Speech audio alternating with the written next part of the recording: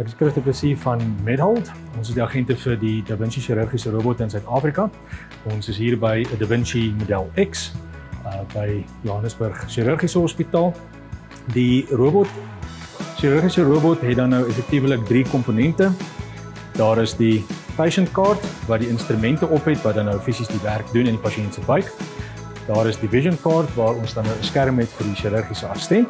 En dan het ons die chirurgiese konsole waar die chirurg dan self sit om die instrumente te beheer. Die instrument het 4 arms.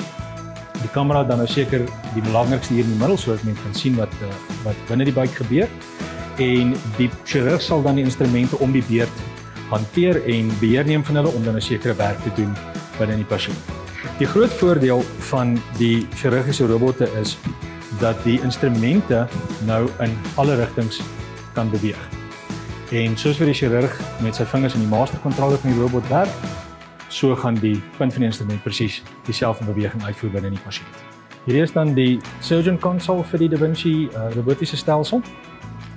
Die chirurg sit sy vingers hier in wat ons noem die master controllers en dit is dan hoe hy die punt van die instrument beheer om dan nou die regte visies te kry en die regte effek op die weefsel te hê. Ons kan die chirurg se ergonomie hierso instel, wat beteken dis een van die grootste voordele. Nou hoef die chirurg nie te staan skuins oor die pasiënt vir 'n paar uur nie. Mens kan nou hierso sit met jou kop in die konsole met 'n 10 keer vergrote 3D beeld. So die chirurg kry sy dieptepersepsie terug tydens die prosedures en dan beheer 'n mens van die funksies met jou voete. Omdat 'n mens dan soveel beter kan sien en soveel beter beheer het oor die instrumente, beteken dit nou dat jy eerstens baie minder bloedverlies het. Jy kan belangrike strukture binne in die anatomie makliker identifiseer en beskerm sodat jy nie met seer kry nie en sodoende rig 'n mens bietjie minder skade aan tydens prosedures en pasiënte oor die algemeen gaan voorhuis.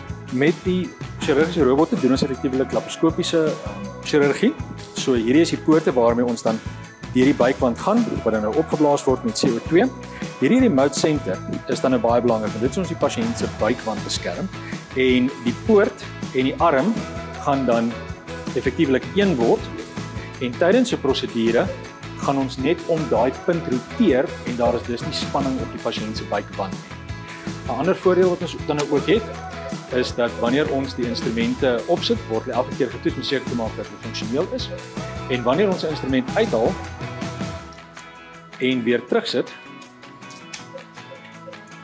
dan gaan ons 'n groen lig hierso sien. Ons noem dit guided tool change. Dit beteken die instrument onthou presies waar hy was en hy beweeg terug na daardie selfde posisie.